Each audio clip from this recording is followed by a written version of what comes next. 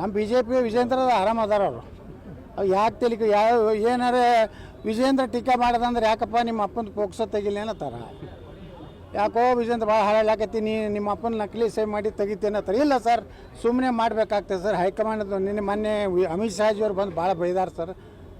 ನೀನು ಅಯೋಗ್ಯದಿ, ನಾಲಾಯಕದಿ, ಪಾಪ ಅವ್ರ ಅಪ್ಪ ಅಡ್ಡಾಡಕತ್ತಾನೆ ಬಿ ಜೆ ಪಿ ಆಫೀಸಿಗೆ. ಅದಕ್ಕೆ ನಾನು ಏನಾರ ನನ್ನ ಮಗನ ಅಧ್ಯಕ್ಷ ತೆಗೆದುಬಿಟ್ರೆ ನಾನು ಸಾಯ್ತೀನಿ, ನಾ ಜೀವಂತ ಇರೋದಿಲ್ಲ. ಈಗ ಹೊಸ ನಾಟಕ ಕಂಪನಿ ಚಾಲು ಆಗೈತೆ. ಇವ್ರು ಸಾಯೋದ್ರ ಸಲಾಗಿ ಬಿ ಜೆ ಪಿ ಸಾಯಿ ಹೊಡಿಬಾರ್ದು ಕೇಂದ್ರದವ್ರು. ಇವ್ರು ಏನಾರು ಇವ್ರ ಕುಟುಂಬದ ಏನು ಜಗಳ ಇತ್ತೋ ನಮ್ಗೆ ಗೊತ್ತಿಲ್ಲ. ಅಂದ್ರೆ ಕರ್ನಾಟಕದಲ್ಲಿ ಅರಾಜಕತೆ ನಿರ್ಮಾಣ ಆಗಿದೆ. ಇವತ್ತು ಸರ್ಕಾರ ಸರಿ ನಡೀತಾ ಇಲ್ಲ, ವಿರೋಧ ಪಕ್ಷ ತನ್ನ ಜವಾಬ್ದಾರಿ ಕೆಲಸ ಮಾಡ್ತಾ ಇಲ್ಲ. ಸರಿಯಾಗಿ ಇಷ್ಟೆಲ್ಲ ಪ್ರೂಫ್ ಸಿಗ್ಲಾಕತ್ತಾವ್ರಿ.